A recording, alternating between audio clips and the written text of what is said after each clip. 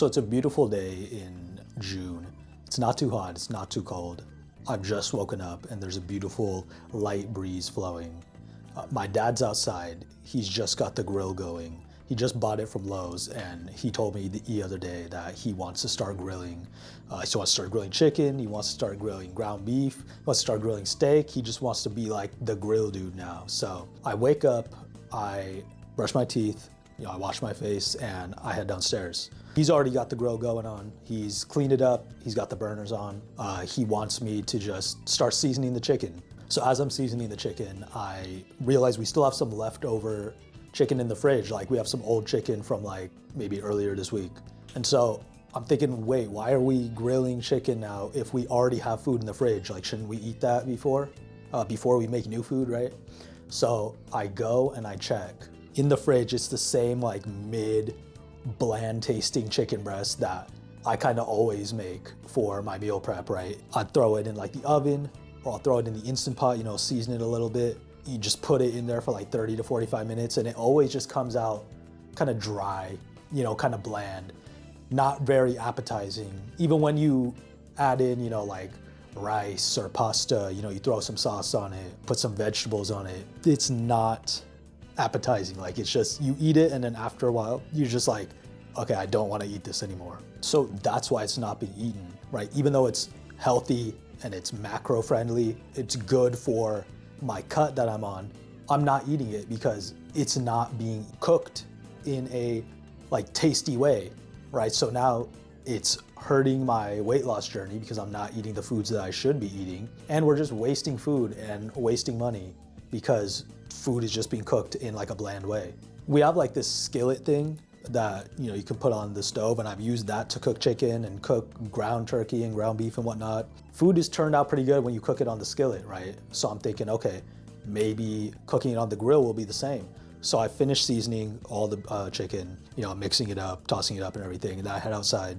Burners are already on, like I said, so I just start tossing all the chicken breast on the grill. And honestly, grilling chicken like on a grill is super easy. You literally just make sure the temperature is good on the grill and then just like flip the chicken as needed. Like just keep an eye on it. Like you don't really have to do anything. You just kind of stand there and watch it. So once it's looking nice and juicy, it's time to eat. I take it off the grill, I take it inside. I put my plate on the scale. I start weighing my chicken breast just to make sure I know how accurate my calories are, how much protein I'm getting. Please track your food. If you are cutting, it's just gonna make things a lot easier. And now I sit down at the table and I'm ready to dig in. I'm ready to see how this chicken tastes. So I cut it and we also grilled some onions too. So I have like the grilled chicken and I take a bite of the grilled onions as well. And I take a bite of it and that shit tasted so good, bro. Like I'm sitting there, why didn't I do this sooner, right? Why didn't we get a grill sooner? Why didn't we start grilling our food and our vegetables sooner? It tastes so much better than like the bland like oven baking it and stuff where it's all dry and shit. This is juicy. You got like the crispiness to it. The onions are nice and caramelized. Then we had some bell peppers on there too on the grill and those tasted really good. Like the grill brings out all these new flavors. Like we know vegetables are good for you. And the point is most of us, including myself, we don't get enough vegetables. We just kind of say we're going to eat more, we're going to eat healthy. And then we start focusing on our protein and like our calories, but we kind of neglect the veggies, right? We're not getting all these vitamins and whatnot that our body needs. But by grilling them, now all of a sudden I'm sitting there thinking, oh wait, this tastes good. These onions taste good. These peppers taste good. Like, I started looking up on my phone. I'm like, can I grill like broccoli? Can I grill carrots? Can I grill like mushrooms? Like, yes, you can grill. The answer is you can grill anything. And I can't believe at this point that I've been wasting so much time just making the food taste bland, right? I could have been making this food taste really good.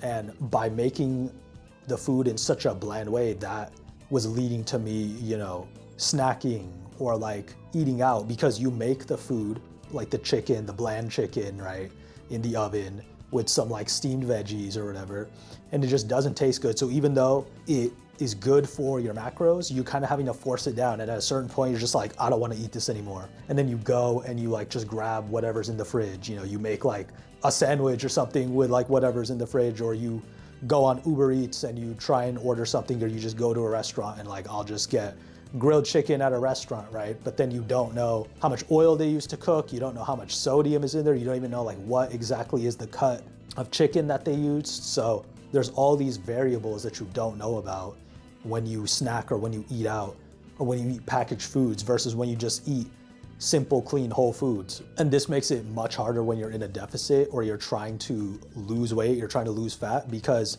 your calories are now inaccurate, and you're also, because you're snacking on these foods, you're not gonna be as satiated, right? These whole simple foods, they have so much protein and fiber, so they keep you really full for longer, which obviously the most important thing when you're in a calorie deficit is being able to deal with hunger. Like I said in a previous video, if you can't deal with hunger, if you can't handle being a little hungry, you're not going to be able to lose weight. You're not going to be able to handle being in a calorie deficit for multiple days, multiple weeks, multiple months at a time, however long you need to be cutting to lose the amount of fat that you need to lose. You're probably also getting too little protein and too much sodium, so you're not making as much gains as you could be making. The protein, again, is also very satiating, so that's going to make you more hungry, more likely to snack and go over your calories. The sodium is going to lead to bloating and lead to water weight increase. If you step on the scales, you're going to feel like you've gained a bunch of weight. That's going to throw you off mentally, even though it's just water weight, it's not fat. But still, that can like mess you up psychologically, which we don't want to have. You're already running low on energy because you're eating less. We don't want to add this extra bloating and water weight into the mix. And on top of all of this, when you're eating out like that because you don't want to eat your bland meal prep food, now your calories are super inaccurate, so you don't even know if you're in a calorie deficit for that day.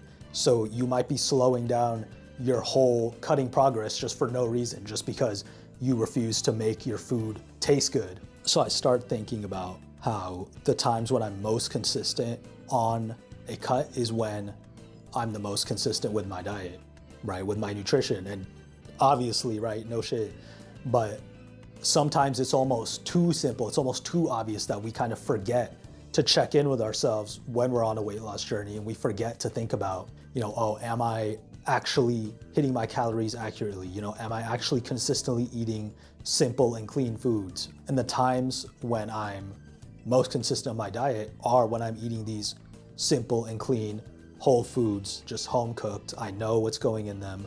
I know how much oil has been used to cook them. I know what methods have been used to cook them. I know what cut of meats and like what store it was bought from. I know how many calories for the most part, because everything when you're tracking calories is just an estimation, but for the most part, I know how many calories are going into this. So cooking your foods in a variety of ways is very important in my opinion when you're trying to lose weight, when you have a certain physique goal that you're trying to get to, you have a certain body fat percentage that you're trying to get to. Like me, I'm on a journey to get to 12% body fat. I think that the best way to do that is really through, I've been saying this whole time, whole home cooked foods like just chicken breast, salmon, ground beef, ground turkey, rice, pasta, Greek yogurt, various fruits and vegetables, just all the basic stuff. When you're cooking these foods in a bland, like uninspired way and it doesn't really taste good, you're just a lot less likely to want to eat those foods, right? You're a lot more likely to be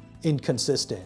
If you keep eating foods in the exact same way, you're a lot more likely to get bored of it. When you get bored of foods, then it's easy to get off track.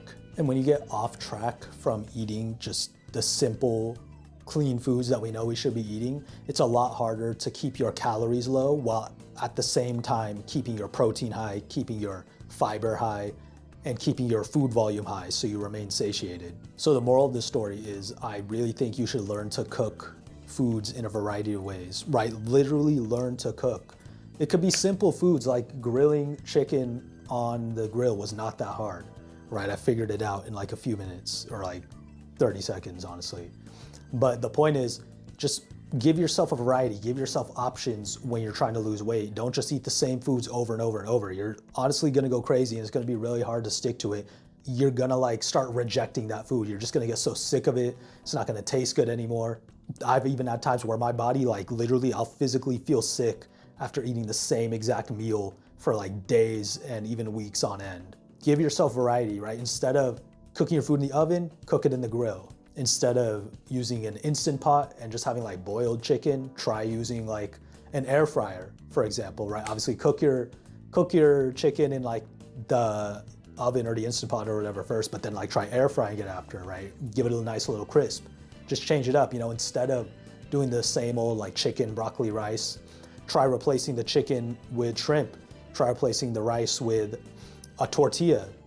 Replace the broccoli with like some bell peppers or something. Now you have a nice little like grilled shrimp wrap, but you're still hitting the same principles of you got your protein, you got your carb source, and you got your vegetables in every meal. And then get lots of different fruits as well. Don't just snack on the same kind of fruits like bananas, strawberries, apples, like the basic stuff. You know, switch that up too. Have pineapples, have mangoes, have kiwis, right? Have like dragon fruit.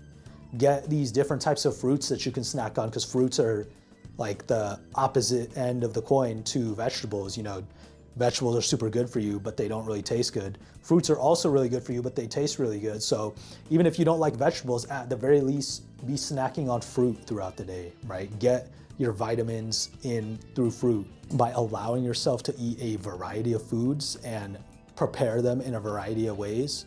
You're giving yourself more opportunities to drop body fat consistently, right? It's going to help you stay on the path, stay on target, right? You're not gonna get distracted. You're not gonna be like, oh, let me just order this. Oh, let me just eat this snack today because I don't feel like eating my same meal again. No, you're gonna have options, right? If you get bored of one meal, then you can have something else. I think having a whole menu of options is important. Then you don't get bored.